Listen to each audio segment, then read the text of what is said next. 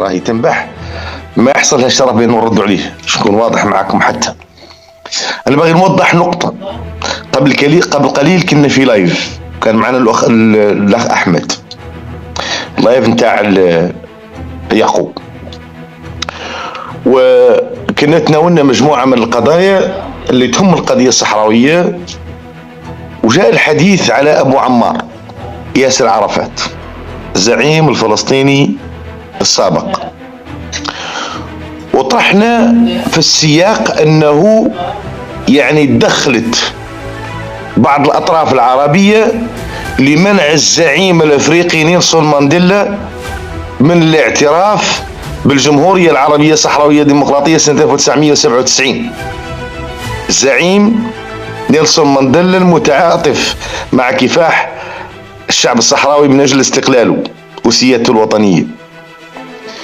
وانا عندي الدليل، والدليل الاخوان والاخوات غادي نقول لكم من يعني جهه رسميه اللي هي لا بي اس، وكاله الانباء الجزائريه، واكيد انها يعني مصدر موثوق ومصدر رسمي كذلك.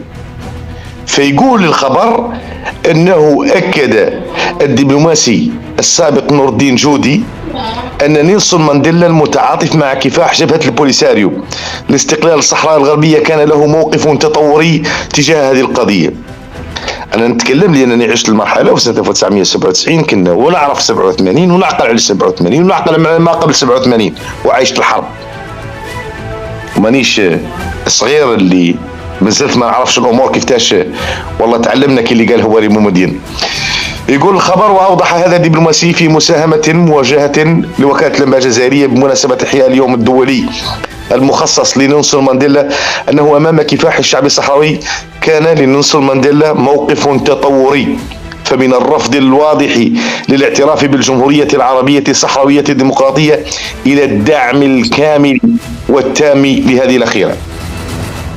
اضاف ذات الدبلوماسية انه اذا كان مانديلا قد اتخذ موقفا قويا لدعم الشعب الفلسطيني، فإن هذا الرمز الكبير لمقاومة القمع والأبارتايد في أفريقيا قد تميز خلال سنواته الأولى في السلطة بالموقف الجزائري حول مسألة الصحراء الغربية، وبشكل خاص الاعتراف الرسمي بالجمهورية العربية الصحراوية الديمقراطية. وأضاف في مساهمته الموسومة بنيلسون مانديلا من حرب التحرير الجزائرية إلى دعمه لحركات التحرر البوليساريو كمثال أنه فيما يخص الاعتراف الرسمي بالجمهورية العربية الصحراوية الديمقراطية، فإنه إذا كان لدي تقدير حقيقي لهذه القامة التاريخية فعلي الاعتراف بأن ماديبا قد كان رهين طبيعته الإنسانية وحسن نيته غير المحيطة بالواقع على أرض الميدان. ماديبا هو الاسم الحقيقي لنيلسون مانديلا. كما ذكر في هذا الصدد بأن مانديلا قد أعلن في أول الأمر عن اعترافه بالجمهورية العربية الصحراوية الديمقراطية، لكن ضغطا كبيرا مورس عليه من أجل إرغامه على التراجع عند عدم قدرته على مقاومة الضغوط المهددة للحرية المسترجعة حديثا. قرر مانديلا اتخاذ موقف يسمح له بالخضوع مؤقتا للضغوط بعدم الاعتراف، لكنه وضع كهدف نهائي التأجيل وليس التخلي عن اعتراف الجمهورية العربية الصحراوية الديمقراطية. في تطرقه لمجموعة الضغط هذه أشار السيد جودي إلى الرئيس السابق لمنظمة التحرير الفلسطينية الراحل ياسر عرفات. أكد الدبلوماسي الجزائري السابق مشيرا إلى مصادر ذات مصداقية أن زعيم منظمة التحرير الفلسطينية كان قد أشار في محادثاته مع مانديلا إلى قناعته بتفادي مواجهة الملك المغربي، وأن التفاوض كان الحل الوحيد للنزاع بين الشعبين الشقيقين. كما ذكر كمثال نهاية الحرب في الجزائر من خلال اتفاقية فيفيان واعتراف إسرائيل بالدولة الفلسطينية بسبب اتفاقات أوسلو، ربما حتى نهاية الفصل العنصري بفضل المفاوضات بين مانديلا ودوكليرك. أوضح في هذا الخصوص أن أبو عمار كان يمسك بخيط حساس لدى مانديلا والمتمثل في إيمانه السابق بنبذ العنف والعمل على تجنب الحرب بين الأخوة الأفارقة، وكانت تلك نقطة ضعف في مقاربة مانديلا والمتمثلة في إقامة تشبيه بين سلوك المستعمرين الأوروبيين في أفريقيا الذين طردهم محارب الحرية الأفارقة وإرغامهم على التفاوض من جهة ومستعمر أفريقي من جانب آخر. وأمام هذا الضغط الكبير أراد نيلسون مانديلا إعطاء المغرب فرصة للعودة للشرعية واحترام ميثاق الاتحاد الأفريقي المتعلق بمبدأ عدم المساس بالحدود الموروثة عن الاستعمار.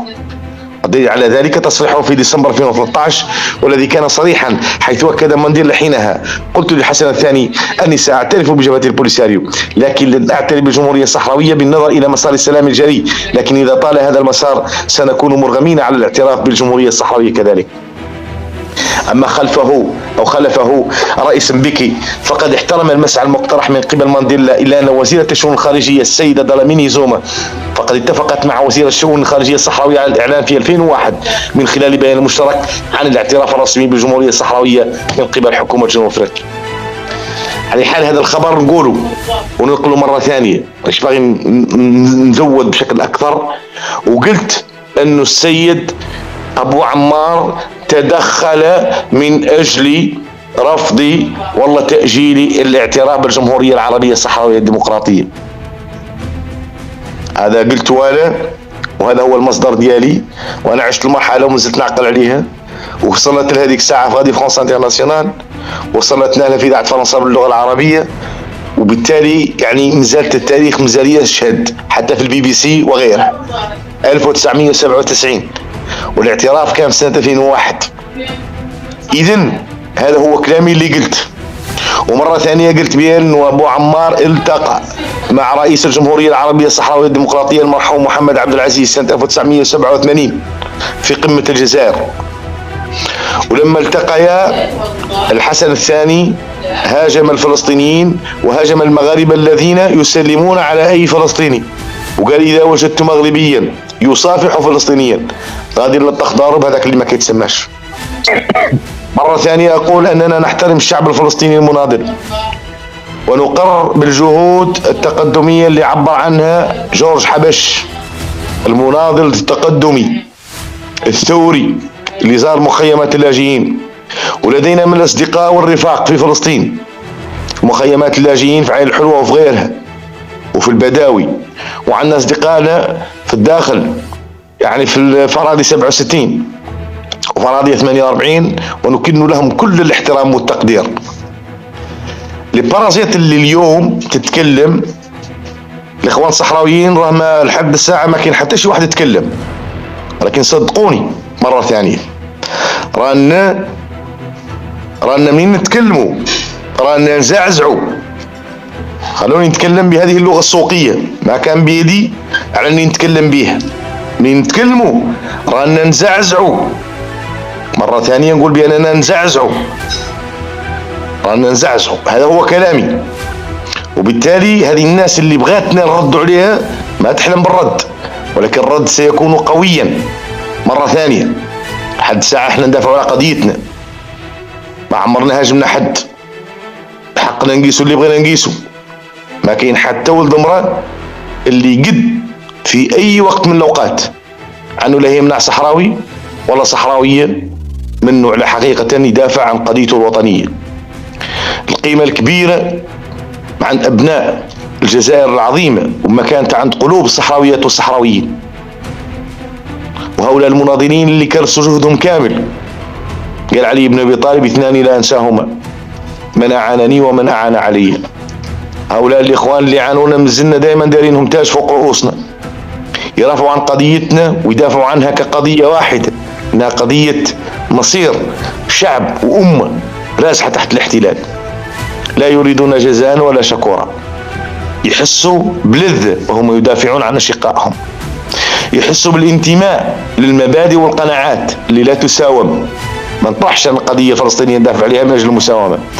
القضية الفلسطينية لما تأسست جبهة البوليساريو في 10 مايو 1973 علمونا لي بير فونداتور، الآباء المؤسسين، علمونا على أنها جزء من هوية أمة وشعب، وعلى أننا كامل متكاملين بهذه القضية.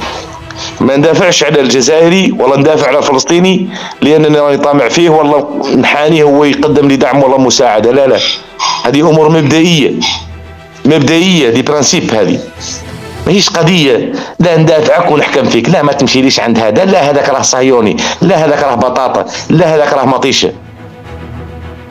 تكلم على الناس المراهقة اللي مازالت مراهقة في الفعل والمراهقة في الفكر، ونقولوا لها راكم اخطأتوا، راكم ما تعرفوا الصحراويين.